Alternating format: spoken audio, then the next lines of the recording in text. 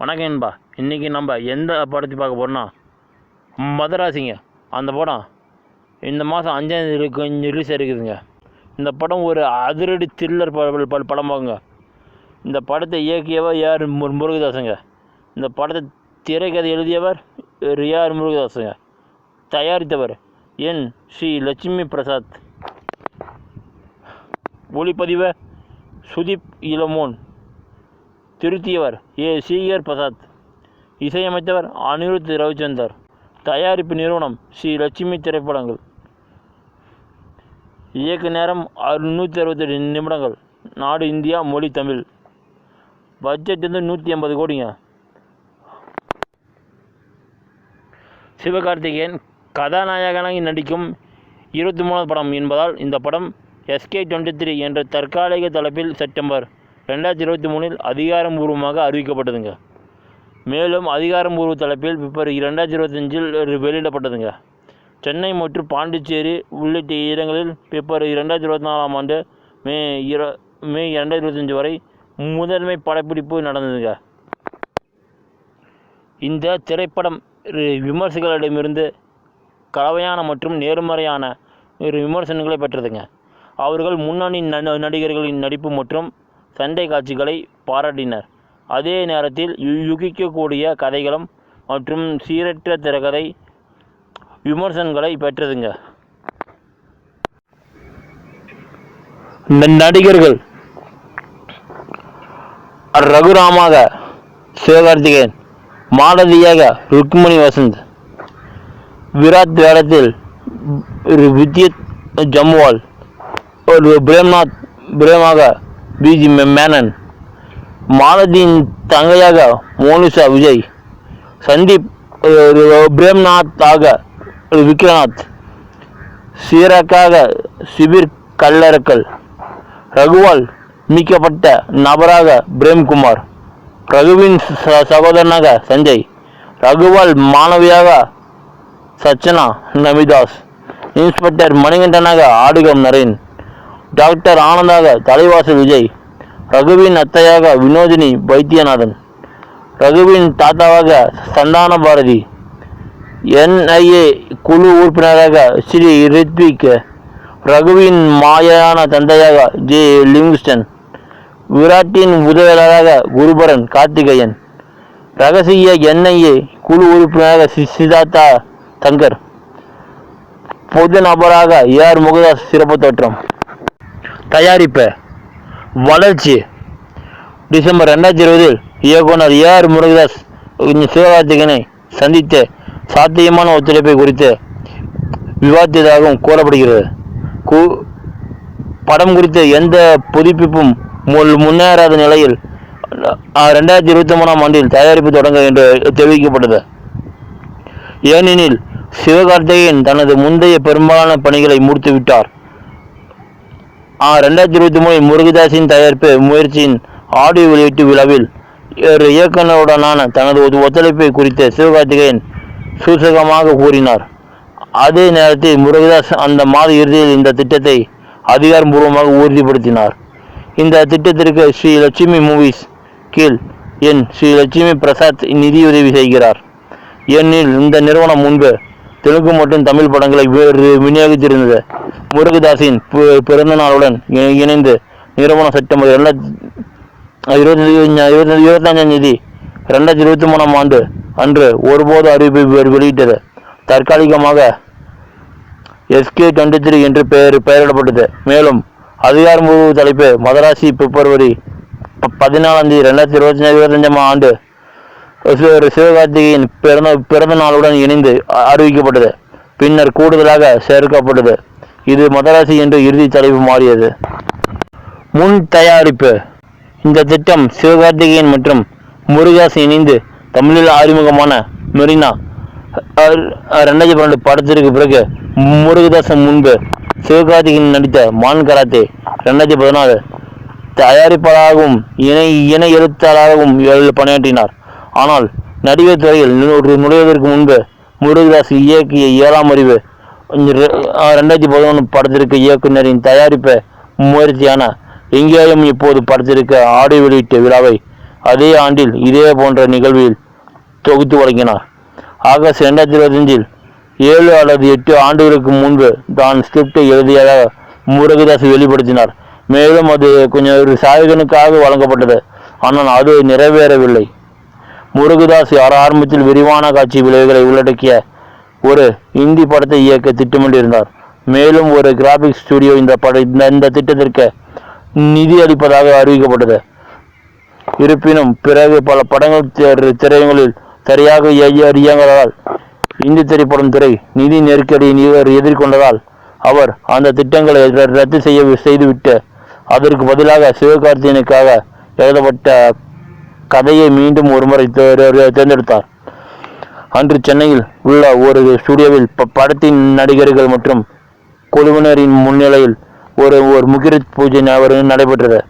பிப்ரவரி 2023 தொடக்கத்தில் சுதீப் இளமன் ஒளிப்பதிவாளராக அறிவிக்கப்பட்டார்.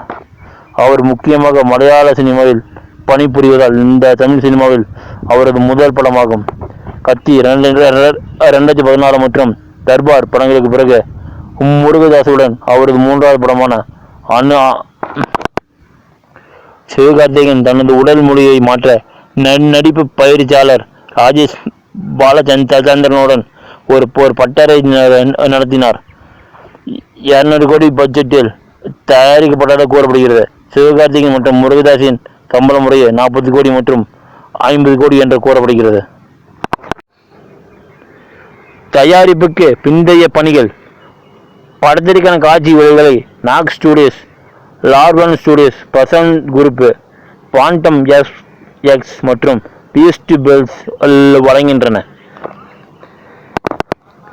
மேலும் ஜூன் 2024 எடிட்டிங் பணிகளை தொடங்கினார். டப்பிங் கலைஞராக அறிமுகமான ருக்குமணிக்கு டப்பிங் செய்த மகாலட்சுமி சுதர்சன். வார்ப்பு. சிவகார்த்திகேயன் முன்பு நடித்த எந்த கதாபாத்திரங்களும் இல்லாமல் அடர்த்தியான தாடியுடன் இருப்பார். அவரது கதாபாத்திரம் ஒரு உளவியல் கோளாறால் பாதிக்கப்பட்ட ஒரு நபராக கூறப்படுகிறது. அங்கு அவர் தனது அதிர்ச்சியை கடந்த எதிரிகளை எதிர்கொள்வார். மேலும் பல தோற்றங்களில் காணப்படுவார். மிர்னால் தாக்கூர் ஆரம்பத்தில் பெண் கதாநாயகியாக நடிப்பதாக அறிவிக்கப்பட்டாலும் ருக்மணி வசந்த் ஏசிக்கு பிறகு தனது 2வது தமிழ் படத்தில் நடித்தார். அவரது நடிப்பு திறன் பற்றி பேசுகையில் முருகதாஸ் ஒரு நடைமுறை இளம் பெண்ணை போல தோற்றமளிக்கும் ஒருவரை விரும்புவதாக ஒப்புக்கொண்டார். மேலும் நான் அவரது படங்களை பார்த்தேன். மேலும் அவரது ஆளுமை நான் எழுதிய கதாபாத்திரத்துக்கு நெருக்கமாக இருப்பதை கண்டேன் என்று கூறினார். ஆரம்பத்தில் மோகன்லால் மற்றும் வித்யுத் ஜாம்வால் ஆகியோர் படத்தில் முக்கிய வேடங்கள் நடிப்பதாக அறிவிக்கப்பட்டது. ஜாம்வால் வில்லனாக நடிப்பது உறுதி செய்யப்பட்டாலும் திட்டமிடல் முரண்பாடுகள் காரணமாக மோகன்லால் இந்த வாய்ப்பை ஏற்க முடியவில்லை என்று கூறப்படுகிறது.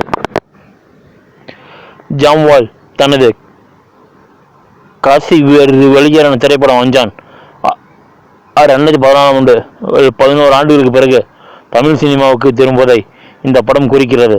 ஜாம்வால்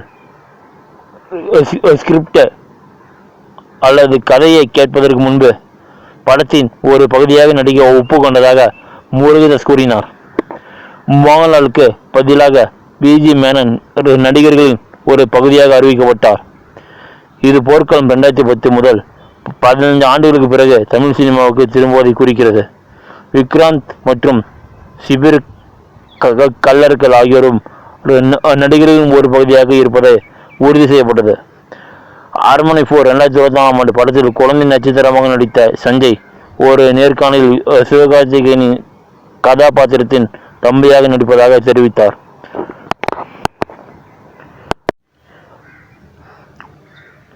இசை. கட்சி 2014 மற்றும் தர்பார் 2020 படங்களுக்கு பிறகு ஒரு முருகதாசுடன் 3வது முறையாக இணைந்து அனிருத் ரவிச்சந்திரா இசையமைத்துள்ளார். சிவகார்த்திகேயனுடன் 8வது முறையாக இணைந்து பணியாற்றுகிறார்.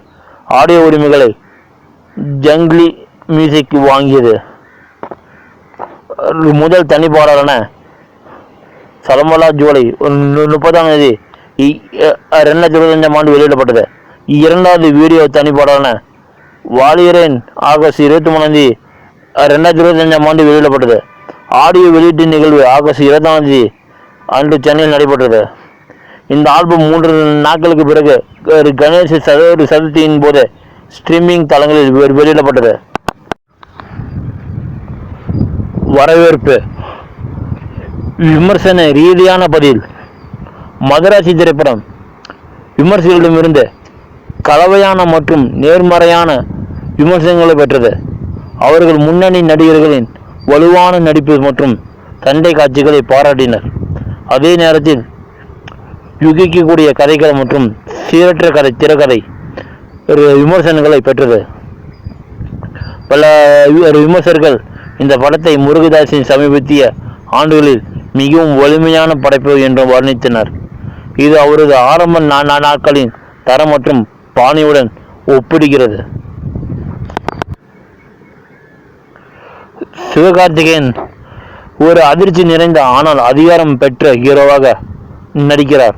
சில நேர்த்தியாக செய்யப்பட்ட உயர் ஆக்டின் அதிரடி காட்சிகள், சுய விழிப்புணர்வு கதை மற்றும் அதன் சிறிய குறைபாடுகளை மறைக்கும் ஆச்சரியமான தகுதிகள் என்று எழுதினார். மத்தியராசியில் வித்யுத் ஜாம்வால் நிகழ்ச்சியை திருடுகிறார். சிவகார்த்திகேயன் ஒரு நடிகராக தனது பரிமாணத்தை நிரூபிக்கிறார். ஆனால் இது இந்த பைத்தியகாரத்தனமான பயணத்தை வீட்டிற்கு வழிநடத்தும் முருகதாஸின் நிகழ்ச்சி என்று எழுதினார். ஏஆர் முருகதாஸ் ஒரு தசைநார் அதிரடி பொழுதுபோக்குடன் மீண்டும் வடிவத்திற்கு திரும்புகிறார். இது ஒரு மனிதனாக சிவகார்த்திகேயனின் வலுவான நடிப்பில் அதன் நங்கூரத்தையும் காண்கிறது என்று எழுதினார். வித்யுத் ஜாம்பவாலின் வருகை பரவலான பாராட்டுகளை பெற்றது. பல விமர்சகர்கள் இந்த படத்தை 5 ஆண்டுக்கு பிறகு 11 வருடங்கள் திரையில் இல்லாத நடிகர் தமிழ் சினிமாவுக்கு ஒரு வலுவான பிரவேசம் என்று வர்ணித்தார். ஓடிடி பிளேயின் அனுஷா பகுதிகளில் வேலை செய்யும் ஆனால் உணர்ச்சி ஆழத்தை இழக்கும் ஒரு ஏற்றுக்கொள்ளக்கூடிய முருகதாஸ் த்ரில்லர் என்று எழுதினார். ஏஆர் முருகதாஸ் தனது முழு சக்தியுடன் செயல்படுவதை பற்றி காட்சிகளை காட்டுகிறது. ஆனால் இறுதியில் சிவகார்த்திகேயன் நடித்த படம் அதிரடி காட்சிச்சொல்லில் ஒரு பயிற்சியாக வேறுபடுகிறது. ஏனெனில் அது அதன் சொந்த மரபுகளை உடைக்க மிகவும் சோர்வாக உள்ளது என்று எழுதினார். மதராசி மற்றொரு துப்பாக்கி அல்லது கத்தியாக இருக்கக்கூடிய ஒரு கதையை கொண்டுள்ளது. இவை இரண்டும் வணிக ரீதியான பொழுதுபோக்கு குறிச்சொல்லுக்கு ஏற்ப செயல்பட்டன. இருப்பினும் கதை சாதாரணமானது. நடிப்பு மற்றும் அதிரடி தொகுதிகளை தவிர்த்து மதராசி என்பது புத்திசாலித்தனத்தை நம்பாத ஒரு படம் என்று எழுதினார்.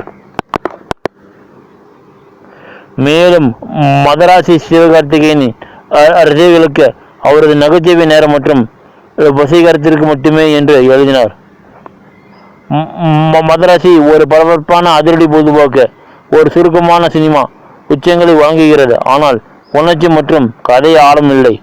கதை அடுத்த கத்தி அல்லது துப்பாக்கி ஆக மாறும் திறனை கொண்டிருந்தாலும் படம் செயல்படுத்துவதில் தோல்வி அடைந்தது. சிறந்த முதல் பாதிக்கும் பிறகு திரைக்கதை 2ஆம் பாதியில் அதன் வேகத்தை தக்கவைத்துக் கொள்கிறது. குறைந்தபட்சம் சமமற்ற இறுதி செயல் வரை. இருப்பினும் இறுதியில் முருகதாஸ் விசித்திரமாக தோன்றும் சில ஹீரோ சமாதானப்படுத்துதலுக்கு பகுத்தறிவு மாற்றுகிறார். அதிர்ஷ்டவசமாக ஒரு காப்பாற்றும் கருணையாக வருகிறது. நன்கு எழுதப்பட்ட பரிதாபங்களால் இயக்கப்படும் போது செயல் எவ்வளவு தாக்கத்தை ஏற்படுத்தும் என்பதை காட்டுகிறது. மதராசி சளிமூட்டும் கதை காரணமாக ஒரு தாக்கத்தை ஏற்படுத்தும் தவறிவிட்டது. டான் மற்றும் டாக்டர் போன்ற நகைச்சுவை மையப்படுத்தப்பட்ட வெற்றிகளுக்கு பெயர் பெற்ற சிவகார்த்திகேயன் ஒரு தசைநார் அதிரடி அவதாரத்தில் ஒரு பொருந்துவதற்கு தனது முழு பலத்தையும் கொடுக்கிறார். ஆனால் சீரற்ற எழுத்து அவரது தாக்கத்தை கட்டுப்படுத்துகிறது. கவர்ச்சிகரமான இசை மற்றும் துடிப்பான பின்னணி இசையுடன் படத்தை உயர்த்துவார் என்று எதிர்பார்க்கப்பட்ட அனிருத் ரவிச்சந்தர் ஆச்சரியப்படும் விதமாக தோல்வி அடைந்தார் என்று எழுதியது. வாங்க நம்ம எந்த படத்தை பார்க்க போறோம்னா காக்கா முட்டை. அந்த படத்துடைய டைரக்டர், கதை எழுதியவர் மணிகண்டன். உரையாடல் ஆனந்த் அண்ணாமலை, ஆனந்த் குமரேசன். தயாரித்தவர் தனுஷ், வெற்றிமாறன். நடிப்பு விக்னேஷ், ரமேஷ், ஐஸ்வர்யா ராஜேஷ். ஒளிப்பதிவு மணிகண்டன். திருத்தியவர் கிஷோர் தே. இசையமைத்தவர் பிரகாஷ்குமார். தயாரிப்பு நிறுவனங்கள் கிராஸ் ரூட் பிலிம் கம்பெனி. விநியோகித்தவர் ஸ்டார் ஸ்டுடியோஸ். வெளியீடு தேதிகள் செப்டம்பர் 5, 2014. மொழி தமிழ் மொழி. வசூல் 12 கோடி. ஒரு திரைப்பட விழாவில் தனது குறும்படங்களில் ஒன்று திரையிடப்படுவதை பார்த்த பிறகு வெற்றிமாறன் மணிகண்டனை அணுகினார். வெற்றிமாறன் ஒரு ஸ்கிரிப்டை உருவாக்குமாறு கேட்டபோது மணிகண்டன் சேரி குழந்தைகளை அடிப்படையாக கொண்டு ஒரு கதைகளத்தை எழுதினார். மேலும் அவரது வாழ்க்கையிலிருந்து நடந்த சம்பவங்களை ஊக்கப்படுத்தினார். பின்னர் ஒரு யதார்த்தமான அணுகுமுறையை கொண்டிருப்பதாக சேரியில் வாழும் உண்மையான குழந்தைகள் நடிக்க வைத்தனர். ஜனவரி 2013 நடுப்பகுதியில் அதிகாரப்பூர்வ அறிவிப்பை தொடர்ந்து அந்த மே 2013 படம் தயாரிப்பை தொடங்கியது. இது சென்னை முழுவதும் உள்ள உண்மையான சேரிகள் மற்றும் தெருக்களில் 61 வேலை நாட்களுக்கு படமாக்கப்பட்டது. இந்த படம் வர்க்க அடிப்படையிலான பாகுபாடு, நுகர்வோர் மற்றும் ஊடக பரபரப்பு ஆகியவற்றின் கருப்பொருள்களை ஆராய்கிறது. இப்படத்தின் மேலும் ஜூன் 5, 2015 அன்று காக்கா முட்டை என்ற பெயரில் உலகளவிய திரையரங்குகளில் வெளியிடுவதற்கு முன்பு பல திரைப்பட விழா சுற்றுகளில் திரையிடப்பட்டது. நடிகர்களின் நடிப்பு, கதைகளம், திரைக்கதை, இயக்கம் மற்றும் பிற முக்கிய தொழில்நுட்ப அம்சங்களை பாராட்டி பரவலான பாராட்டை பெற்றது. விமர்சனம் மற்றும் பார்வையாளர்களின் பதிலுக்கு கூடுதலாக படம் பாக்ஸ் ஆபீஸில் வணிக ரீதியாகவும் வெற்றி பெற்றது. காக்கா முட்டை அவ்வப்போதும் 2015 சிறந்த தமிழ் படங்களில் பட்டியலிடப்பட்டது. இது மேலும் புத்தாண்டின் 25 சிறந்த தமிழ் படங்களில் ஒன்றாக பிலிம் கம்பெனியான மூலம் கருதப்பட்டது. அதே வலைத்தளம் நடிகர்கள் விக்னேஷ் மற்றும் அமேசின் மற்றும் ஐஸ்வர்யா ராஜேஷின் நடிப்பை புத்தாண்டின் 100வது சிறந்த நடிப்புகளில் 2ஆக மதிப்பிட்டது. இந்த படம் மராத்தி ஆஃப் டிக்கெட் என்ற 2016 என மறு உருவாக்கம் செய்யப்பட்டது. 62வது தேசிய திரைப்பட விருதுகளில் நடிகர்கள் ரமேஷ் மற்றும் விக்னேஷ் ஆகியோருக்கு சிறந்த குழந்தைகள் திரைப்படத்திற்கான தேசிய விருதையும் சிறந்த குழந்தை நட்சத்திரத்திற்கான தேசிய விருதையும் காக்கா முட்டை வென்றது. சிறந்த வெளிநாட்டு மொழி திரைப்படத்திற்கான அகாதமி விருதுக்கான இந்திய பரிந்துரைகளுக்கு பட்டியலிடப்பட்ட வலுவான போட்டியாளராக இது இருந்தது. ஆனால் மராத்தி மொழி திரைப்படமான கோட்டிடம் 2015 தோல்வி அடைந்தது. 63வது பிலிம் விருதுகள் தெற்கு விழாவில் தமிழ் பிரிவில் அதன் 4 பரிந்துரைகளில் சிறந்த படத்திற்கான பிலிம் விருதை வென்றது. மணிகண்டன் 5வது தென்னிந்திய சர்வதேச திரைப்பட விருதுகளில் சிறந்த அறிமுக இயக்குநராக விருதை பெற்றார். அங்கு அது மற்ற 4 பிரிவுகளிலும் பரிந்துரைக்கப்பட்டது. இந்த படம் 6 தமிழ்நாடு மாநில திரைப்பட விருதுகள், 6 ஆனந்த விகடன் சினிமா விருதுகள், 2 நோர்வே தமிழ் திரைப்பட விழா விருதுகள் மற்றும் 1 எடிசன் விருதுகளையும் வென்றது. ஜூலை 2017 தமிழ்நாடு அரசு 2012 காலகட்டத்தில் வெளியான படங்களுக்கான மாநில திரைப்பட விருதுகளை அறிவித்தது. அதில் காக்கா முட்டை 3 விருதுகளை வென்றது. சிறந்த நடிகை ஐஸ்வர்யா ராஜேஷ், சிறந்த குழந்தை நட்சத்திரம் விக்னேஷ் மற்றும் ரமேஷ், சிறந்த படத்திற்கான சிறப்பு பரிசு பெற்றாங்க. கதைக்களம் சென்னையில் சேரி பகுதியில் உள்ள ஒரு சிறிய காங்கிரீட் மற்றும் தகர வீட்டில் 2 இளம் சகோதரர்கள் தங்கள் தாய் மற்றும் பாட்டியுடன் வசிக்கிறார்கள். அவர்களின் தந்தை தெரியாத காரணங்களுக்காக சிறையில் இருக்கிறார். வயதான மாமியாருடன் தாய் சமையலறை நெருப்பை நெறிய வைக்க தன்னால் முடிந்த அனைத்தையும் செய்கிறார். சகோதரர்கள் விளையாட்டுகளில் நேரத்தை செலவிடுகிறார்கள். காகங்களின் கூடுகளில் இருந்து முட்டைகளை திருடி விழுங்குகிறார்கள். இந்த முட்டைகள் மீதான அவர்களின் அன்பு அவர்கள் பெரிய காக்கா முட்டை மற்றும் சின்ன காக்கா முட்டை என்று அழைக்க தொடங்குகிறது. பெரிய காக்கா முட்டையும் சின்ன காக்கா முட்டையும் தங்கள் அம்மாவிடமும் பாட்டியிடமும் தங்களால் முடியாத பொம்மைகளுக்காக தொடர்ந்து கெஞ்சிக் கொண்டே இருக்கிறார்கள். பின்னர் தொலைக்காட்சிக்காக கெஞ்சி கேட்கிறார்கள். 2 பெண்களாலும் தங்களுக்கு தேவையான அனைத்தையும் கொடுக்க முடியாது என்பதை அவர்கள் இன்னும் புரிந்து கொள்ளவில்லை. வறுமை கோட்டு கீழே வாழும் ரேஷன் கார்டுதாரர்களுக்கு தமிழக அரசின் பரிசாக அவர்களின் தாயும் பாட்டியும் ஒரு தொலைக்காட்சியை வீட்டிற்கு கொண்டு வரும்போது, தொலைக்காட்சி என்பது ஒரு போர்ட்டலை திறப்பது போன்றது. பெரிய காக்கா முட்டையும் சின்ன காக்கா முட்டையும் தொலைக்காட்சியில் ஒரு பீட்சா விளம்பரத்தை பார்க்கிறார்கள். அதன் வேக வைக்கும் மெதுவான இயக்கும் படங்கள் அறிமுகம் இல்லாத உணவை சொர்க்கத்திலிருந்து வரும் மன்னாவை போல காட்டுகின்றன. இதற்கிடையில் பீட்சா ஸ்பாட் என்ற பெயரில் ஒரு புதிய பீட்சா கடை அப்பகுதியில் வருகிறது. நடிகர் சிலம்பரசன் பீட்சா ஸ்பாட்டை தொடங்கி வைக்கிறார்.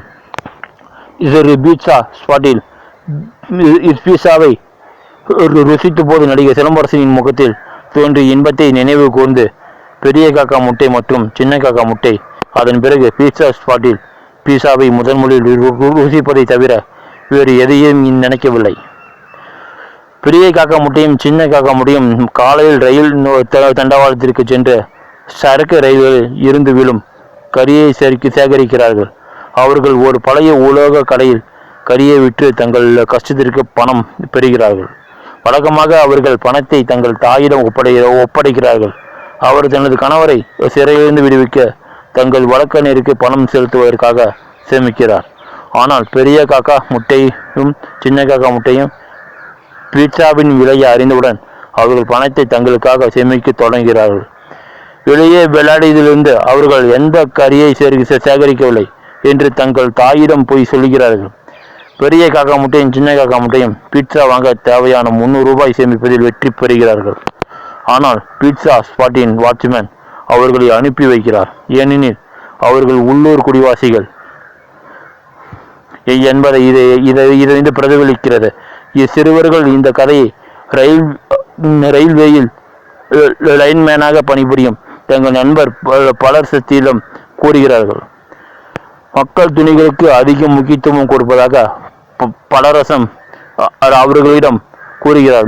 மேலும் மீண்டும் பீட்சா ஸ்பாட்டை அணுகுவதற்கு முன்பு பணத்தை சேமித்து புதிய ஆடைகளை வாங்குமாறு அவர் அவர்களுக்கு அறிவுறுத்துகிறார். பெரிய காக்கா முட்டை சின்ன காக்கா முட்டையும் சென்னை சிட்டி சென்டரில் புதிய துணிகள் வாங்குவதற்கு பணத்தை சேமிக்க மீண்டும் வேலைக்கு செல்கிறார்கள். இதற்கிடையில் பெரிய காக்கா முட்டையும் சின்ன காக்கா முட்டையும் தங்கள் பாட்டிக்கு பீட்சா ஸ்பாட்டிலிருந்து துண்டு பிரசுரத்தை காட்டுகிறார்கள். அவர்களின் பாட்டை தோசை மாவை பயன்படுத்தி வீட்டில் சமைத்து பீட்சாவை உருவாக்க முயற்சிக்கிறார்கள். ஆனால் அவர்கள் முயற்சிகள் தோல்வி அடைந்து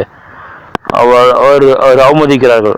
புதிய துணிகளுக்கு போதுமான பணத்தை சேமித்து வைத்த பிறகு பெரிய காக்கா முட்டையும் சின்ன காக்கா முட்டையும் சென்னை சிட்டி சென்டரை பார்க்கும்போது அது மற்றொரு பெரிய மால் என்பதை அவர்கள் உணர்கிறார்கள். அது நிச்சயமாக அவர்களை உள்ளே அனுமதிக்காது. ஆனால் ஒரு தெரு வியாபாரிடமிருந்து 2 பணக்கார குழந்தைகளிடமிருந்து புதிதாக வாங்கிய துணிகளை எப்படியோ வாங்குகிறார்கள். பணக்கார பையனின் தந்தையின் விருப்பத்திற்கு மாறாக அவர் அதை கொஞ்சம் சுகாதார மாற்றதாக கருதி அவர்களுக்கு விருந்தை மறுத்துவிட்டார். பெரிய காக்கா முட்டையும் சின்ன காக்கா முட்டையும் மகிழ்ச்சியாக உணர்ந்தன. அவர்கள் புதிய ஆடைகளுடன் பீட்சா ஸ்பாட்டுக்கு திரும்புகிறார்கள். பெரிய காக்கா முட்டை சின்ன காக்கா முட்டை கதையை பார்த்து பொறாமை சந்தேகம் கொண்ட மற்றொரு சிறுவைகள் கூலி பீட்சா ஸ்பாட்டில் பெரிய காக்கா முட்டை மற்றும் சின்ன காக்கா முட்டையுடன் என்ன நடக்கிறது என்பதை வீடியோ எடுக்க செல்கிறது. பெரிய காக்கா முட்டை மற்றும் சின்ன காக்கா முட்டை மீண்டும் பீட்சா ஸ்பாட்டின் வாட்ச்மேன் எதிர்கொள்கிறார். அவர் எப்போது அவர்களை உடனடியாக வீட்டிற்கு செல்லும்படி கட்டாயப்படுத்துகிறார். ஆனால் அவர்கள் தங்களிடம் பணம் இருப்பதாகவும் அவர்கள் புதிய ஆடைகளை அணிந்திருப்பதாகவும் கூறி எதிர்ப்பு தெரிவிக்கின்றன. இந்த வாக்குவாதம் பீட்சா ஸ்பாட்டின் மேற்பார்வையாளரின் கவனத்தை ஈர்க்கிறது. அவர் வெளியே வந்து பெரிய காக்கா முட்டையை அறைகிறார். இதை மற்ற சேரி சிறுவர்கள் வீடியோவில் பதிவு செய்கிறார்கள். அவர்கள் தங்கள் அவமானத்தை பார்த்து சிரிக்கிறார்கள். பெரிய காக்கா முட்டை மற்றும் சின்ன காக்கா முட்டை சோகமாகவும் ஏமாற்றமாகவும் உணர்ந்தன. அவர்கள் தங்கள் சேரிக்கு திரும்புகிறார்கள். ஆனால் அவர்களின் இறந்த பாட்டியின் பரிதாபகரமான காட்சியை கண்டு மேலும் மூழ்கி விடுகிறார்கள். பெரிய காக்கா முட்டையும் சின்ன காக்கா முட்டையும் தங்கள் பாட்டியை சிறிது காலத்திற்கு முன்பு அவமதித்தை நினைவு கூறும்போது குற்ற உணர்ச்சி பொறுப்பையும் உணர்கிறார்கள்.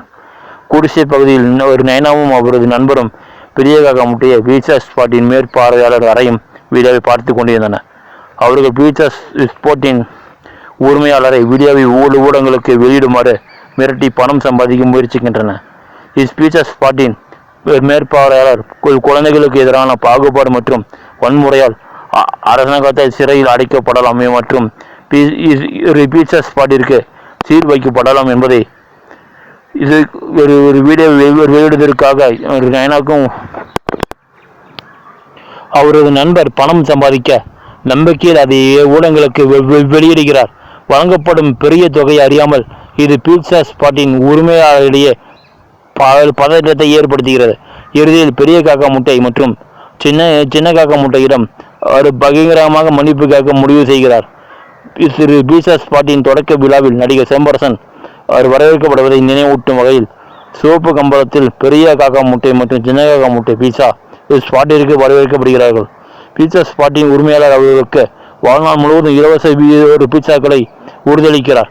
பெரிய காக்கா முட்டையும் சின்ன காக்கா முட்டையும் தங்கள் முதல் பீட்சாவை இறுதியாக ருசிக்க தொடங்கினாலும் அவர்களின் பாட்டி முன்பு தோசை மாவை பயன்படுத்தி அவர்களுக்காக வீட்டில் சமைத்த பீட்சா மிகவும் சுவையாக இருந்ததாக அவர்கள் ஒருவருக்கொருவர் சொல்லிக் கொள்கிறார்கள்.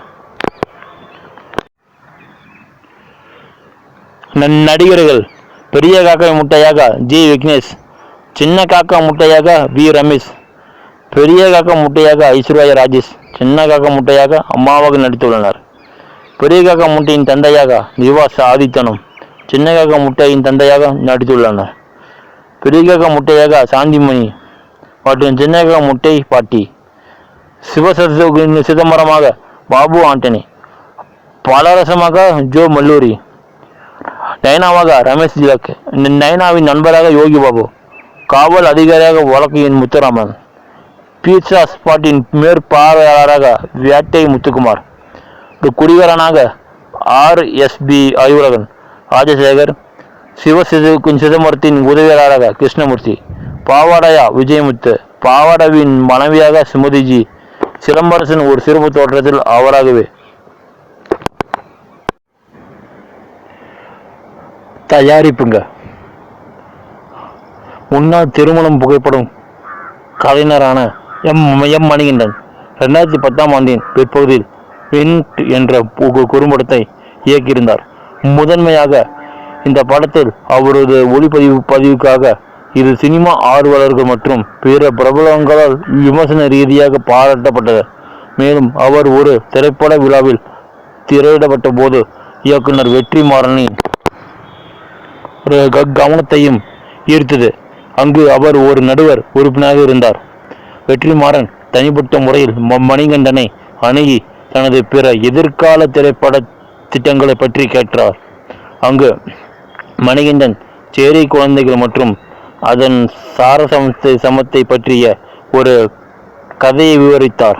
ஈர்க்கப்பட்டு தனது கிராஸ் ரூட் பிலிம் கம்பெனி பாதகையின் கீழ் படத்தை தயாரிக்க முடிவு செய்தார். பின்னர் அவர் மணிகண்டனை டெல்லியில் சந்தித்து கதை மற்றும் கதைக்களத்தின் விவரிப்பு குறித்து முன்னேற அழைத்தார். ஆனால் தனுஷ் கதையை தனக்கு பிடித்திருந்ததாகவும் வவுண்டர் பார் பிலிம்ஸ் பாதகையின் கீழ் இணை தயாரிப்பாளராகவும் படத்தில் இணைந்ததாகவும் கூறினார்.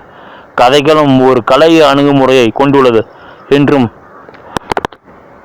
படத்துடன் ஒற்றுமைகள் இருப்பதாகவும் வெற்றிமாறன் கூறினார். இந்த கதையின் அடிப்படை கதைக்களம் அவரது வாழ்க்கையிலிருந்து ஈர்க்கப்பட்டுள்ளது. அங்கு அவரது மகன் அடிக்கடி பீட்சாவை விரும்பினான். ஆனால் ஒரு நாள் அதை வாங்க கொஞ்சம் பணம் இருந்திருக்கலாம். பின்னர் அவர் பீட்சா வாங்க முடியாத ஒருவர் அதை வாங்க விரும்பினால் என்ன செய்வது என்று ஊக்கப்படுத்தினார். அதை அவர் கதைகளத்தை முன்வைப்பதற்கான அடிப்படை யோசனையாக வைத்திருந்தார். மோதலை வலுப்படுத்தும் முன்னணி கலைஞர்கள் சேரி குழந்தைகள் என்று அவர் சித்தரித்தார். மேலும் குழந்தைகள் கவர்ச்சிகரமான விளம்பரங்களால் மட்டுமே விஷயங்களில் ஈர்க்கப்படுகிறார்கள் என்பதை உணர்ந்தார். ஆரம்பத்தில் அவர் படத்தை சொந்தமாக கூட்ட நிதி மூலம் தயாரிக்க திட்டமிட்டிருந்தார். அங்கு அவர் தனது நண்பர்களிடம் இத்திட்டத்தின் தயாரிப்புக்கு பணம் அனுப்புமாறு பரிந்துரைத்தார். வெற்றிமாறன் படத்தை தயாரிக்க ஒப்புக்கொண்டார். குடியரசு தினத்தன்று தனுஷ் மற்றும் வெற்றிமாறன் இருவரும் காக்கா முட்டை என்ற தலைப்பில் திட்டத்தை அதிகாரப்பூர்வமாக அறிவித்தனர்.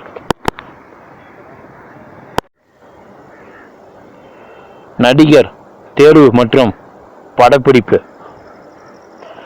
ஒரு குழந்தைகள் படத்திற்காக மணிகண்டன் இறுதியில் அந்த படத்தில் வரும் தொழில்முறை குழந்தைகளை நடிக்க வைக்க திட்டமிட்டார். ஆனால் அவர்களின் நடிப்பு அவருக்கு பிடிக்காததால் நடிப்பு அனுபவம் இல்லாத மயிலாப்பூர் முழுவதும் உள்ள உண்மையான சேரிகளுக்கு சென்று சேரி குழந்தைகளை தேர்ந்தெடுத்தார். இந்த செயல்பாட்டில் 15 வயதுக்கு உட்பட்ட மீனவ சமூகத்தை சேர்ந்த ஜே விக்னேஷ் மற்றும் ரமேஷ் ஆகியோரை தேர்ந்தெடுத்தார். மணிகண்டன் குழந்தைகளுக்கு பயிற்சி அளித்து படப்பிடிப்புக்கு முன் நிறைய உத்திகளை நடத்தினார்.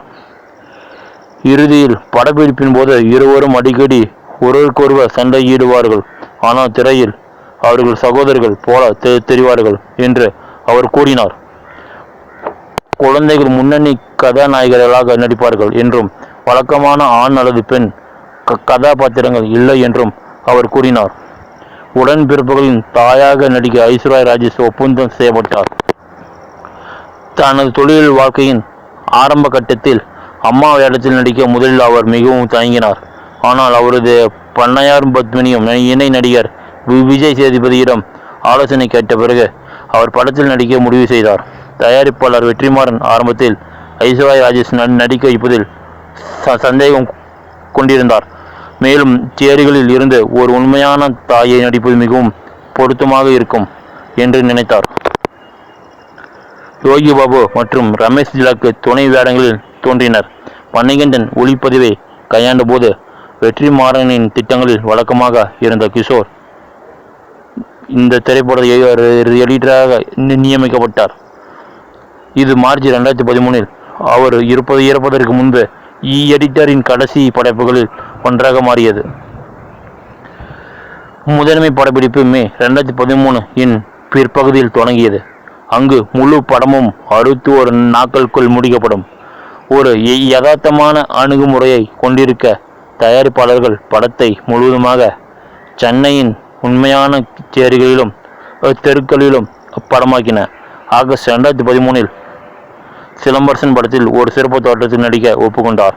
செப்டம்பர் 2013 நில உரிமையாளராக நடிக்கும் பாபு ஆண்டனியுடன் காட்சிகளை படமாக்க அவர் குழுவில் சேர்ந்தார். குழந்தைகளின் உண்மையான மனப்பான்மையை படம் பிடித்து திரைக்கு கொண்டு வருவது கடினம் என்று மணிகண்டன் கூறினார். மேலும் அடுத்த ஸ்டார்ட்டில் இதை போன்ற வெளிப்பாட்டை பெறுவது குழந்தைகளுடன் இரவு படப்பிடிப்புகளை தவிர்ப்பது போன்ற சவால்களை அவர் எதிர்கொண்டார். ஆனால் அவர் சவால்களை அறிந்திருந்தார் மற்றும் படத்தில் பணியாற்றினார். படத்தின் முழு படப்பிடிப்பும் மார்ச் 2014 முடிந்தது. வணக்கம். இன்னைக்கு நம்ம எந்த படத்தை பார்க்க போறோம்னா வீரம்ங்க. இந்த படம் 2014 வெளிவந்திருக்குங்க. தமிழ் மொழிங்க. இது ஒரு காதல் அதிரடி நகைச்சுவை திரைப்படமாகுங்க. இது சுபா இயக்கியது மற்றும் விஜயா புரொடக்ஷன்ஸ் தயாரித்ததுங்க. இந்த படத்தில் அஜித்குமார் மற்றும் தமனா பாட்டியா ஆகியோர் நடிக்கின்றனர். மேலும் விராட் பாலா, சந்தானம், நாசர், பிரதீப் ராவத் மற்றும் அப்துல் குல்கர்னி உள்ளிட்ட துணை நடிகர்களும் இதிலிருந்து நடிக்கின்றனர். படத்தின் இசையை தேவி ஸ்ரீ பிரசாத் அமைத்துள்ளாருங்க. ஒளிப்பதிவாளர் வெற்றி மற்றும் படத்தொகுப்பு காசி விஸ்வநாதன் செய்துள்ளார். இந்த படத்துடைய பட்ஜெட் 45 கோடிங்க. ஆனால் வசூல் சாதனை 83-130 கோடிங்க. இந்த திரைப்படம் ஒரு நேர்மறையான விமர்சனங்களை பெற்றதுங்க மற்றும் வணிக ரீதியாக சிறப்பாக செயல்பட்டதுங்க. கதைக்களமுங்க. திண்டுக்கல் மாவட்டத்தில் உள்ள ஒட்டனச்சத்திரம் என்ற ஊரில் தனது 4 சகோதரர்களான முருகன், சண்முகம், குமரன் மற்றும் செந்தில் ஆகியோருடன் வசிக்கும் துணிச்சலான நபர் விநாயகம். அவர்கள் அடிக்கடி சண்டையிடுவார்கள். அங்கு வழக்கறிஞர் பெருமாள் அவர்களின் சண்டைகள் காரணமாக சட்ட சிக்கலுக்கு ஏற்படும் போதெல்லாம் அவர்களை பிணையில் விடுவிப்பார். தனது மனைவி சகோதரிகளிடையே ஒற்றுமையை ஏற்படுத்தக்கூடும் என்று கருதுவதால் விநாயகம் திருமண யோசனையை வெறுக்கிறார். 4 இளைய சகோதரர்களும் திருமணம் செய்து கொள்ள விரும்பவில்லை என்று பாசாங்கம் செய்தாலும் அவர்கள் அனைவருக்கும் இரகசிய காதலர்கள் உள்ளனர். விநாயகத்தின் பாலிய நண்பர் கலெக்டர் சுப்பர் மூலம் சகோதரர்கள் விநாயகம் தனது பள்ளி நாட்களில் கோப்பு தேவி அன்பாக அழைக்கப்படுகிறார் என்ற பெண்ணை காதலித்ததாகவும் அவரது சகோதரர்கள் அவங்களை கண்டுபிடித்து வேறு விநாயகத்திடம் மீண்டும் அறிமுகப்படுத்தி தங்கள் உறவை மீண்டும் தொடங்க திட்டமிட்டு உள்ளதாகவும், ஆனால் பின்னர் அவர் திருமணமாகி குழந்தைகள் இருப்பதை காண்கிறார்கள். விநாயகம் அந்த பெண்ணை பேரை போல அதிகம் காதலிக்கதால் அந்த பெயரை கொண்ட வேறொரு பெண்ணை சந்திக்கும் போது அந்த பெயரை கொண்டிருப்பதால் அவன் அவரிடம் தன் இதயத்தை இழப்பான் என்பது உறுதி என்பதால் சகோதரர்கள் அவங்க அந்த பெண்ணை காதலிக்கிறார்கள். ஆரம்பத்தில் தயங்கினாலும் பின்னர் விநாயகர் அவங்களை காதலிக்கிறான். ஒரு கிராமம் சந்தையை கவனித்துக் கொள்ள விநாயகர் வணங்காமுடி என்ற ரவுடியுடன் மோதுகிறார். விநாயகத்தின் சகோதரர்களை கொல்ல விநாயகர் முயற்சிக்கிறார். ஆனால் அதே நேரத்தில் விநாயகர் வணங்காமுடியின் மகனை கருதுகிறான். மோதலுக்கு பிறகு விநாயகர் வணங்காமுடியை ஒரு நகரத்தில் இருந்து வெளியேற்றுகின்றன. கிருஷ்ணகிரியில் உள்ள காவிரிப்பட்டினம் கோப்புவின் கிராமத்திற்கு ரயிலில் பயணிக்கும் போது கோபு தனது குடும்ப பின்னணி விநாயகத்திடம் விவரிக்கிறான். கோப்புவின் தந்தை நல்ல சிவம் கிராமத்தில் வன்முறை வெறுக்கும் ஒரு மரியாதைக்குரிய மனிதர். மக்களை கொன்று அவரது மகன் அதற்கு நேர் எதிர்வான். ஆனால் சில குண்டர்கள் அவரை கொன்ற போது நல்ல சிவம் அவரை அடக்கம் செய்ய மறுத்து தனது கிராமத்தை அமைதி மற்றும் நல்லிணக்கத்துடன் உருவாக்க முடிவு செய்தார். பின்னர் ஒரு சில குண்டர்கள் ரயிலுக்குள் நுழைகிறார்கள். ஆனால் விநாயகம் அதை அனைத்தும் குண்டர்களையும் அடித்து நொறுக்கிறார். வன்முறையற்ற நபர் என்று நினைத்த விநாயகரை பார்த்து கோபு அதிர்ச்சி அடைகிறார். அவர் தனது கிராமத்திற்கு சென்று விநாயகத்தை மீண்டும் வர வேண்டாம் என்று கூறுகிறார். விநாயகம் அவர் சகோதரர்கள் மொட்டையடித்த தோற்றத்துடன் கோப்புவின் கிராமத்திற்கு வருகிறார். அவர் கோப்புவிடம் தான் மாறிவிட்டதாக இனி ஒருபோது வன்முறையில் ஈடுபட மாட்டேன் என்று வெளிப்படுத்துகிறார். தானும் அவரது சகோதரர்களும் தங்கள் குடும்பத்தினரால் வரவேற்கப்பட்டு மதிக்கப்படுகிறார்கள். அவர்களின் அன்பு, பாசம் மற்றும் விருந்தோம்பல் ஆகியவற்றால் விநாயகம் நெகிழ்ந்து ஈர்க்கப்படுகிறார். ஆடலரசு என்ற ஒரு குண்டர் நல்ல சிவத்தை அவரது குடும்பத்தினரையும் கொள்ள விரும்புவதை விநாயகம் கண்டுபிடிக்கிறார். விநாயகம் சிறையில் ஆடலரசவை எதிர்கொள்கிறார். ஆடலரசுவின் தந்தை ஆவுடையப்பன் தான் தீப்பெட்டி தொழிற்சாலை வெடிக்கும் காரணம் என்பதை அவர் அறிகிறார். நல்ல சிவம் ஆவுடையப்பன் மீது புகார் அளித்தார். பின்னர் அவர் கைது செய்யப்பட்டு போலீஸ் வேனில் இருந்து லாரி முன் குதித்து தற்கொலை செய்து கொண்டார். ஆடலரசு தனது தந்தையின் மனத்தை கண்டார். ஒரு நல்ல சிவத்தை பழிவாங்குவதாக சபதம் செய்தார். நல்ல சிவத்தின் குடும்பத்தை பாதுகாப்பதாக விநாயகம் ஆடலரசுவிடம் சவால் விடுகிறார். மேலும் அவர் அனைத்து ரவுடிகளையும் முடித்து நல்ல சிவத்திற்கு அவரது குடும்பத்தினருக்கும் தெரியாமல் அவர்களின் அனைத்து பிரச்சனைகளையும் தீர்க்கிறார். நல்ல சிவத்தின் பேத்தி விநாயகத்தின் ஜீப்பின் கீழ் அருவாளை கண்டுபிடிக்கும் போது நல்ல சிவம் விநாயகத்தை ஊரை விட்டு வெளியேற உத்தரவிடுகிறார். மரண தண்டனையிலிருந்து தப்பிக்கும் ஆடலரசு நல்ல சிவத்தை கொல்ல வருகிறார். ஆனால் விநாயகம் அவரது குடும்பத்தினையும் பாதுகாப்பான இடத்தில் வைத்திருக்கிறார். குமரனை கடத்தி சென்றதாக ஆடலரசு விநாயகத்திடம் தெரிவிக்கிறார். ஆனால் விநாயகம் சரியான நேரத்தில் வந்து தனது சகோதரனை காப்பாற்றுகிறார். ஆனால் ஆடலரசு அவரை தாக்குகிறார். அந்த இடத்திற்கு வரும் நல்ல சிவம் அவரது குடும்பத்தினரும் குடும்பத்தை காப்பாற்ற விநாயகம் எடுத்த ஆபத்தை உணர்கிறார்கள். கொடூரமாக தாக்கப்பட்டாலும் விநாயகம் படிப்படியாக எழுந்து ஆடலரசவை அவரது கூட்டாளிகளையும் கொள்கிறார். விநாயகத்தின் வீரத்தால் ஈர்க்கப்பட்ட நல்ல சிவம் விநாயகத்தையும் கோப்பவையும் திருமணம் செய்து வைக்கிறார். இவ்வாறு விநாயகமும் அவரது சகோதரர்களும் மிகுந்த ஆடம்பரமாக திருமணம் செய்து கொள்கிறார்கள். நடிகர்கள் விநாயகமாக அஜித்குமார், கோ பெருந்தவையாக தமனா பாட்டியா, விநாயகத்தின் காதலி சண்முகம், விநாயகத்தின் தம்பியாக விதார்த்து, முருகனாக பாலா, விநாயகத்தின் தம்பி, வெயில் பெருமளாக சந்தானம், நல்ல சிவமாக நாசர், வணங்காமுடியாக பிரதீப் பாவத், ஆடல் அரசுவாக அப்துல் குர்கனி, ஆவுடையப்பனாக அவினாஷ், ஆடல் அரசுவின் தந்தை பிராஸ்பெக், செந்திலாக முனிஷ், குமரனாக சுயல் சந்தேக், சவரிமுத்துவாக தம்பி ராமையா, மயில் வாகனமாக அப்புக்குட்டி, மாவட்ட ஆட்சியர் சுப்புவாக ரமேஷ் கண்ணா, அழகப்பனாக இளவரசர், மயில்சாமி மாரிகொண்டு, காவல் அதிகாரியாக சண்முகராஜன், வணங்காமுடியின் மகனாக அமித்குமார் திவாரி, பூங்கோதையாக அபிநயா, அனிதாவாக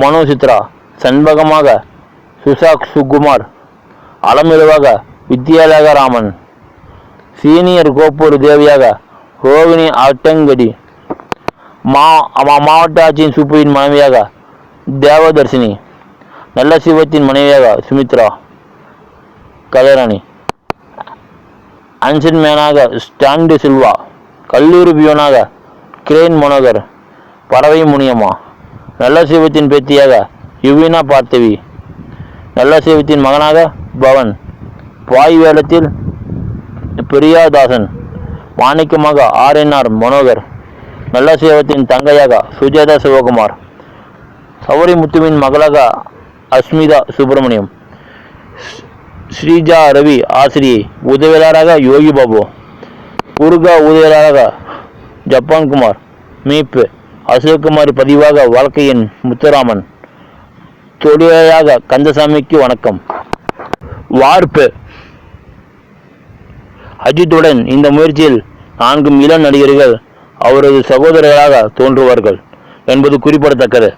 மைனா படத்தில் நடித்ததன் மூலம் புகழ்பெற்ற விதாத் பிரசன்னவுடனான பேச்சுவார்த்தைகள் தோல்வியடைந்த பிறகு இந்த படத்தில் நடிக்க ஒப்பந்தம் செய்யப்பட்டார்.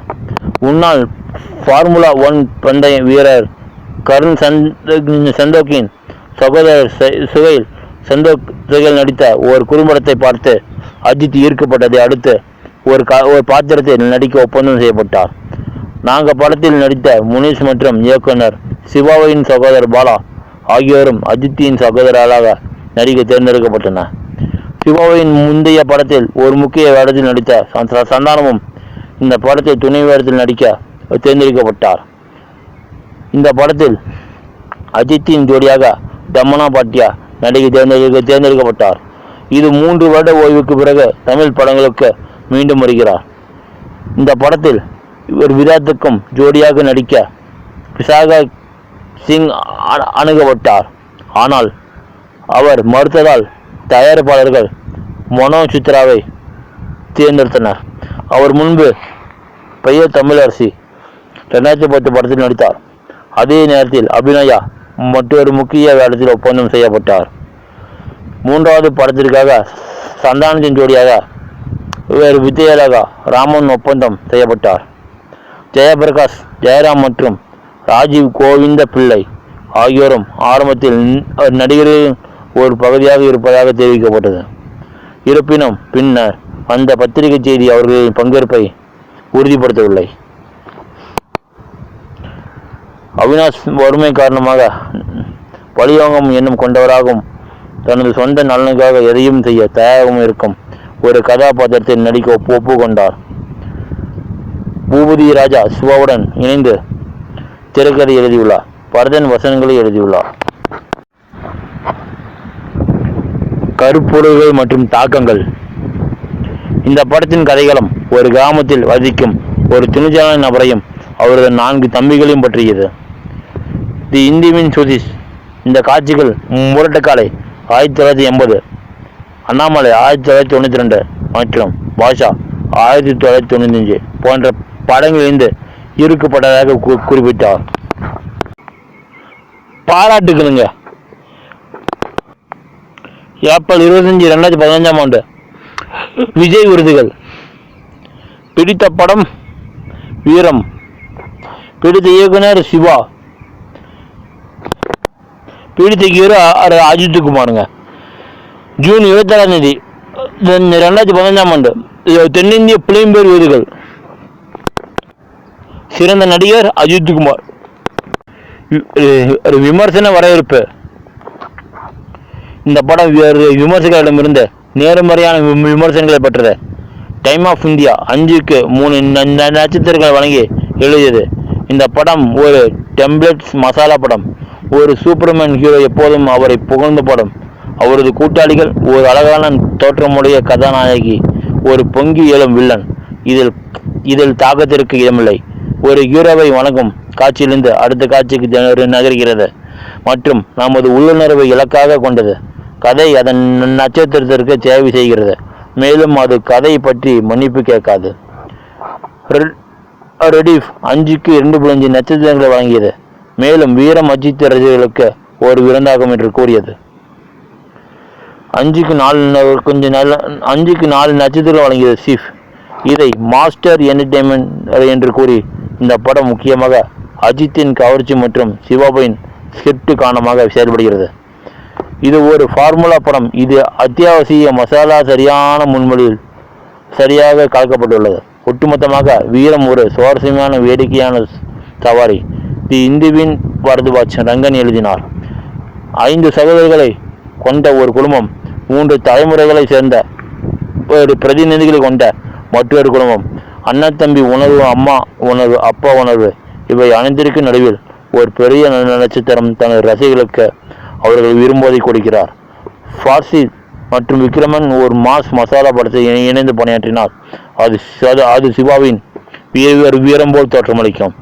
வீரம் என்பது ஹீரோவை பற்றியது. மற்ற அனைத்தும் கச்சா நாடகங்கள், கோவில்கள், அவர்கள் விரும்பியபடி வந்து போகும் கதாபாத்திரங்கள், குறிப்பாக கெட்டவர்கள், 2ஆம் நிலை.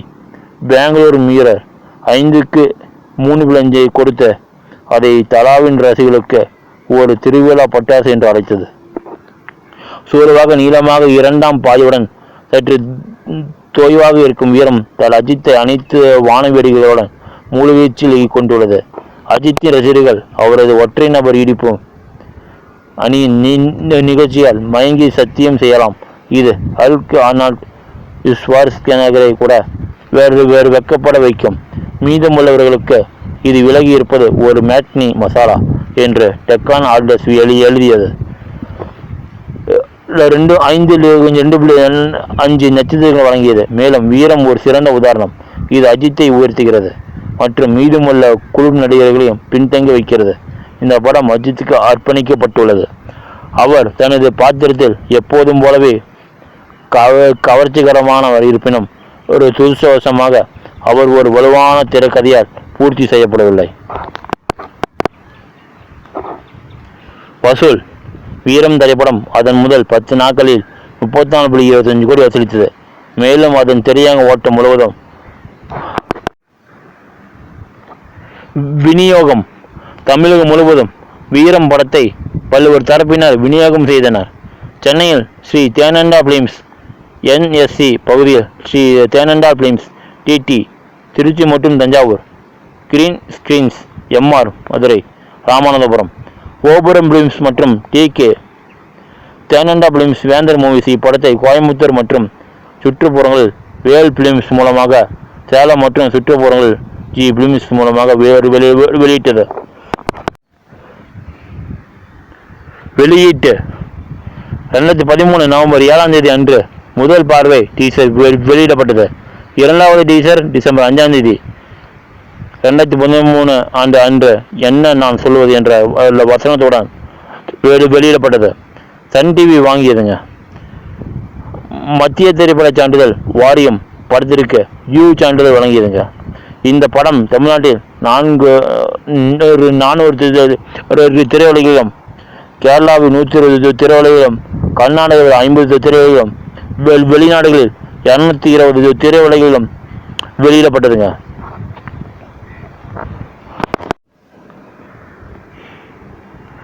மறு வெளியீடு. இந்த படம் வெளியான 11 ஆண்டுகளுக்கு பிறகு சர்வதேச தொழிலாளர் தினம் மற்றும் அஜித் குமாரின் பிறந்த நாள் அன்று இணைந்து மே 1ஆம் தேதி 2025 அன்று மீண்டும் வெளியிடப்பட்டது. வணக்கம் நண்பா. இன்னைக்கு நம்ம எந்த படத்தை பார்க்க போனால் இசைங்க. அந்த படம் இது கொஞ்சம் 2015 வெளியிருந்துருக்குங்க. அது ஒரு இசை திரைப்படம். அவங்க இந்த படம் ஒரு எஸ்.ஜே. சூர்யா எழுதி இயக்கி இசையமைத்துள்ளாருங்க. இவர் தனது முதல் திரைப்படத்தை சத்யராஜ் இணைந்து நடித்திருக்காங்க. இந்த படம் 2010 முதல் 5 வருட இடைவெளிக்கு பிறகு எஸ்.ஜே. ஜெயசூர்யா மீண்டும் இயக்குநராக அறிமுகமானதையும் இசையமைப்பாளர் அறிமுகமானதையும் குறித்து இந்த படம் ஒரு மூத்த இசையமைப்பாளரான வெற்றி செல்வனுக்கு திரைப்படம் துறையில் அவரது உதவியாளரும் வளர்ந்து வரும் இசையமைப்பாளருமான ஏ.கே. சிவாவுக்கு இடையிலான போட்டி சுற்றி வருகிறதுங்க. இசை 2004 மற்ற 2 திட்டங்களுடன் அறிவிக்கப்பட்டது. ஆனால் அது நிறைவேறவில்லை. பின்னர் எஸ்.ஜே. ஜெயசூர்யா இந்த திட்டத்தை நவம்பர் 2011 மீண்டும் உயிர்ப்பித்தார். மேலும் படம் மே 2012 தொடங்கப்பட்டது. ஒரு சிறிய தடை மற்றும் தயாரிப்பு திருப்பங்கள் இருந்த போதிலும் முதன்மை புகைப்படம் அதே மாதத்தில் தொடங்கி ஜனவரி 2014 வரை தொடர்ந்தது. படப்பிடிப்பு சென்னை மற்றும் ஒரு கொடைக்கானலில் நடந்தது. படத்தின் ஒளிப்பதிவை சவுந்தரராஜன் கையாண்டார். படத்தொகுப்பை K.M. ரியாஸ் செய்தார். பலமுறை தாமதமான பிறகு இசை ஜனவரி 30 2015 அன்று திரையுலகில் வெளியிடப்பட்டது. இது பொதுவாக விமர்சகர்களிடமிருந்த நேர்மறையான விமர்சனங்களை பெற்றது. குறிப்பாக சத்யராஜின் நடிப்பை, திரைக்கதை, இயக்கம், ஒளிப்பதிவு ஆகியவற்றை பாராட்டியது. ஆனால் 3 மணி நேரம் நீளம் மற்றும் கிளைமாக்ஸில் உள்ள திருப்பம் குறித்த இருவேறு கருத்துக்கள் இருந்தன. கதைகள். வெற்றி செல்வன் சத்யராஜ் ஒரு பழமையான இசை இயக்குனர். அவர் தனது படைப்புகளுக்காக நேசிக்கப்பட்டு மதிக்கப்படுகிறார். மேலும் நம் காலத்தின் மிகச்சிறந்த இசைக்கலைஞர் என்று அழைக்கப்படுகிறார். வெற்றி செல்வனிடம் உதவியாளராக பணிபுரியும் ஏ.கே. சிவா, எஸ்.ஜே. சூர்யா ஒரு சிறிய படத்திற்கு இசையமைக்கும் வாய்ப்பை பெறுகிறார். சிவா புதிய நுட்பங்களை அறிமுகப்படுத்தி சின்ன தசைகளை பயன்படுத்துவதில் முன்னோடியாக இருக்கும்போது அவரது இசை அனைத்து இசை ஆர்வலர்களின் கவனத்தையும் இருக்கிறது. அவரது இசை கொண்டிருக்கும் புத்துணர்ச்சி மற்றும் நவீனத்துவம் காரணமாக அவர் மிகவும் விரும்பப்படும் இசை கலைஞராகிய வெற்றி செல்வனை முந்தி செல்கிறார். சிவா நம்பர் 1 இசை கலைஞராகி தனக்கென ஒரு சூர்யாவை உருவாக்கிறார்.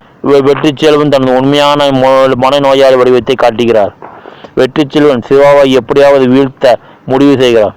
இசையில் கவனம் செலுத்த முடியாதபடி வெற்றி செல்வன் சிவாவின் மன அமைதியை குலைக்க விரும்புகிறான். வெற்றி செல்வன் சிவாவின் கார் ஓட்டுநர், மேலாளர், சமையல்காரர் மற்றும் ஸ்டுடியோ முன் அலுவலக ஊழியர்களுடன் ஒரு ஒப்பந்தம் செய்து கொண்டு சிவாவை வீழ்த்த அவர்களின் உதவியை பெறுகிறான். ஒரு நாள் சிவாவின் கார் ஓட்டுநர் நெரிசல் மிகுந்த இடத்தில் காரை நிறுத்திவிட்டு திடீரென ஓடிவிடுகிறார். இது சிவாவை குழப்புகிறது. ஒரு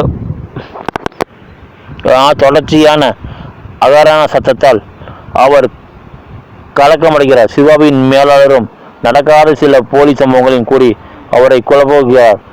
தான் மனநல பாதிக்கப்பட்டவர் என்றும் நினைத்து ஒரு மனநல மருத்துவமனைக்கு செல்கிறான். சிவாவின் விசித்திரமான நடத்தை ஊடகங்களின் கவனத்தை ஈர்க்கிறது. மேலும் பொதுமக்கள் மத்தியில் அவரது பிம்பம் களங்கப்படுத்தப்படுகிறது. இதை பார்த்து ஒரு வெற்றி செல்வன் மகிழ்ச்சி அடைகிறார். இதற்கிடையில் திரைப்பட இயக்குநர்கள் மீண்டும் அவரை அணுக தொடங்குகிறார்கள். வெற்றி செல்வன் தனது இறந்த பெருமை எப்போது மீட்டெடுக்கப்பட்டதாக நினைக்கிறார். இறுதியாக ஜெனி வெறும் யாருமில்லை, வெற்றி செல்வின் மகள் என்பதும் அவர் தனது திட்டத்தை நிறைவேற்ற அவரால் அனுப்பப்பட்டவர் என்பதும் தெரிய வந்துள்ளது. இதை அறிந்த சிவா காப்பமடைந்த ஜெனியை கொல்ல வருகிறார். ஆனால் ஜெனியின் சிவனின் கருணையால் தான் உண்மையில் காதலித்ததாகவும் வெற்றி செல்வன் அங்கு வந்து ஜெனியை சிவாவை உண்மையிலே நேசிக்கிறாள் என்பதை அறிந்து கொள்ள வற்புறுத்துகிறான். இதற்கடியில் வெற்றி செல்வன் சிவாவை கத்தியால் குத்துகிறான். திடீரென்று சிவா வீழ்த்தெழுந்தார். முழு கதையும் அவரது கனவு என்பது தெரிய வருகிறது. அவரது மனைவி மேலும் அவர் கடந்த 10 வருடங்களாக ஒரு படம் கூட எடுக்காததால் ரசிகர்கள் ஒரு படத்திற்காக ஆவலுடன் காத்திருக்கிறார்கள் என்று அவர் கூறுகிறார். தனது கனவில் இருந்து ஒரு கதையை பெற்றதாக அதன் உச்சக்கட்டத்தை முடிவு செய்ய வேண்டும் என்று சிவா கூறுகிற படம் அங்கேயே முடிகிறது. நடிகர்கள். எஸ்.ஜே. சூர்யா இரட்டை வேடத்தில் ஏ.கே. சிவா அவரே சிறப்பு தோற்றத்தில், ஜெனியாக சுல்கனா வெற்றி செல்வனாக சத்யராஜ், பீட்டராக சந்தோஷ் மனு, நாயகி சகோதரர், தம்பி ராமையா சர்ச்சு பாதிரியார், கருப்புவாக கஞ்சா கருப்பு, ஒரு குணசேகராக அழகு பெருமாள், வில்லியாக மனோலி சேகர், பீட்டராக ஜிப்ரான் ஓசமான், சரத்கே ஆர்ஜி சிரத்தாக, ஷீமா ராஜா ஏஆர் முருகதாஸ் அவராகவே சிறப்பு வேடம், விஷ்ணுவர்தன் அவராகவே கேமியோ, ராஜசுந்தரம் அவராகவே சிறப்பு வேடம், மதுவாக நிலா சிறப்பு வேடம். தயாரிப்பு வளர்ச்சி நியூ 2004 வெளியான பிறகு எஸ்.ஜே. சூர்யா 3 திட்டங்கள் அறிவித்தார். அவற்றில் ஏ.ஆர். ரகுமானுடன் இணைந்து இசையமைப்பேன், அவருடன் இணைந்து அன்புடன் நண்பேன் மற்றும் இசை மற்றும் சிலம்பரசன் மற்றும் அசினுடன் இணைந்து ஏழுமலை சித்ரா 3 திட்டங்களில் முதலாவது சிலம்பரசன் மற்றும் அசினுடன் அன்பே ஆறு வீடு 2005 என வெளியிடப்பட்டது. மற்ற 2 முன்னேற தவறின. 2006ஆம் ஆண்டின் முற்பகுதியில் இசையின் தயாரிப்பு குறித்த தகவல்கள் எஸ்.எஸ். சக்கரவர்த்தியின் அவர்கள் படத்தை தயாரித்தனர். ஆனால் அது நடக்கவில்லை. இந்த 2000களின் பிற்பகுதியில் சூர்யா தனது நடிப்பு முயற்சிகளால் வணிக ரீதியாக தோல்விகளை சந்தித்ததால் இசையின் தயாரிப்பை மீண்டும் தொடங்க முடிவு செய்தார். இருப்பினும் ரகுமான் தனது பரபரப்பான கால அட்டவணை காரணமாக இந்த திட்டத்தை விட்டு வெளியேறினார். மேலும் படத்திற்கு இசையமைக்க அவரை வலியுறுத்தினார். இசையமைப்பாளராக தனது வாழ்க்கையை தொடங்குவதில் நம்பிக்கை இல்லாத சூர்யா இறுதியில் அந்த திட்டத்தை கைவிட்டு பின்னர் புலி 2010இல் பணியாற்றினார். ரகுமான் இசையமைப்பாளராக இணைந்தார். 2 வருட ஓய்வுக்கு பிறகு நவம்பர் 2011இல் சூர்யா இசையை மீண்டும் தொடங்குவதாக புதிய ஸ்கிரிப்டை எழுதி முடித்த பிறகு படத்திற்கு தயாரித்து இயக்கி இசையமைப்பதாகவும் அறிவித்தார். இது ஒரு இசை த்ரில்லர் என்று வர்ணித்த சூர்யா தமிழ் மற்றும் தெலுங்கு மொழிகளில் ஒரு இருமொழி படமாக தயாரிக்கப்படவிருந்தது. ஆனால் பின்னர் அது தமிழில் தயாரிக்கப்படும் என்று கூறினார். சுருக்கத்தை விவரிக்கும் சூர்யா, இது 2 இசை இயக்குநருக்கும் இடையிலான போட்டி பற்றியது என்று கூறினார். தொழில்துறையில் ஒரு முன்னணி மூத்த இசையமைப்பாளர் தனது இளைய போட்டியாளர் மாற்றப்படுகிறார். இதனால் முன்னாள் போட்டியாளர் பராமரிக்கிறார். மேலும் அவர் கூறினார், படத்தில் உள்ள சூழ்நிலைகள் ஒவ்வொரு துறையிலும் நாம் சந்திக்கும் சூழ்நிலைகள், ஒரு துறையில் ஒருவர் உச்சகத்தில் ஆட்சியை செய்வதை நாம் அடிக்கடி காண்கிறோம். இறுதியில் மற்றொருவரால் மாற்றப்படுகிறார். நம்பிக்கை அனுபவங்களின் நிலையில் இருந்து தள்ளப்படும் ஒருவரின் உணர்ச்சி கொந்தளிப்பு மற்றும் பொறாமையை இசை கையாளுகிறார். ஆரம்பத்தில் இந்த படத்தை விக்டர் ராஜ் பாண்டியன் ஏஎஸ்ஏ புரொடக்ஷன் பாதையின் கீழ் தயாரித்தார். இது முதல் பார்வை சுவரொட்டிகளில் குறிப்பிடப்பட்டது. ஆனால் நிதி சிக்கல்கள் காரணமாக நிறுவனம் விலகியது. இறுதியில் இந்த திட்டத்தை எஸ்.எஸ். புரொடக்ஷன் சுப்பையா ஏற்றுக்கொண்டார். படப்பிடிப்பு சூர்யா 3 மாதங்கள் பெண் கதாநாயகிக்கான தேர்வுகளை மேற்கொண்டார். மேலும் இந்தியா முழுவதும் 124 புது முகங்களை தேர்ந்தெடுத்தார். பின்னர் ஒரியாவை சேர்ந்த நடிகை சுல்கனா பானிக்கரி தனது தமிழ் திரைப்படம் அறிமுகத்தில் தேர்ந்தெடுக்கப்பட்டார். தமிழ் பார்வையாளர்களுடன் பழகுவதற்காக அவர் படத்தில் சாவத்திரியாக கருதப்பட்டார். இந்த படம் 25/2012ஆம் ஆண்டு அன்று சென்னையில் தொடங்கப்பட்டது. அதே நாளில் முதன்மை புகைப்படம் கலைஞர்கள் நடித்தனர். பிரகாஷ்ராஜ், கஞ்சா கருப்பு மற்றும் எம்.எஸ். பாஸ்கர் ஆகியோர். அவர்களின் ஈடுபாட்டை தயாரிப்பாளர்கள் படத்தின் வெளியீட்டின் போது உறுதிப்படுத்தினார். சூர்யா 4 மூத்த இயக்குநர்களை நடிக்க வைக்க திட்டமிட்டார். அவர்களின் ஒருவர் கே. விஸ்வநாத் அவர்களது பகுதிகளை படமாக்கினார். ஆனால் இறுதி திட்டத்தில் இடம்பெறவில்லை. பின்னர் திரைப்படத்துறை சூழல் காரணமாக விஷ்ணுவர்தன் 4 இயக்குநர்களில் ஒருவராக நடிக்க ஒப்பந்தம் செய்யப்பட்டார். மேலும் சிறப்பு தோற்றங்களுக்காக வெங்கட் பிரபு, எஸ். சங்கர் மற்றும் என். லிங்குசாமி ஆகியோருடன் பேச்சுவார்த்தைகள் தொடங்கப்பட்டன. இருப்பினும் பின்னர் அந்த வேடங்களில் ஏ.ஆர். முருகதாஸ் மற்றும் ராஜசுந்தரம் ஆகியோர் செய்தனர். முதல் அட்டவணை 3 மாதங்களுக்குள் நிறைவடைந்தது. 2வது அட்டவணை ஆகஸ்ட் 2012இன் பிற்பகுதியில் பின்னணி மில்ஸில் தொடங்கியது. முன்னணி ஜோடிக்கு இடையிலான காதல் காட்சிகளை படமாக்க இந்த அட்டவணைக்காக ஒரு பெரிய நீர்வீழ்ச்சி செட் அமைக்கப்பட்டது. ஜனவரி 2013இல் திட்டமிடல் மோதல்கள் காரணமாக பிரகாஷ் இந்த திட்டத்திலிருந்து விலகினார். இதேபோல் படப்பிடிப்பில் ஏற்பட்ட ஒரு சிறிய தாமதம் காரணமாக எம்.எஸ். பாஸ்கரும் விலகினார். பின்னர் அந்த ஜூன் மாதம் சத்யராஜ் வில்லனாக நடிப்பது உறுதி செய்யப்பட்டது. ஏஜிஎஸ் சினிமாஸின் முன்னாள் சந்தைப்படுத்த தலைவரான சரத் கேஆர்ஜி சூர்யாவின் வணிக மேலாளராக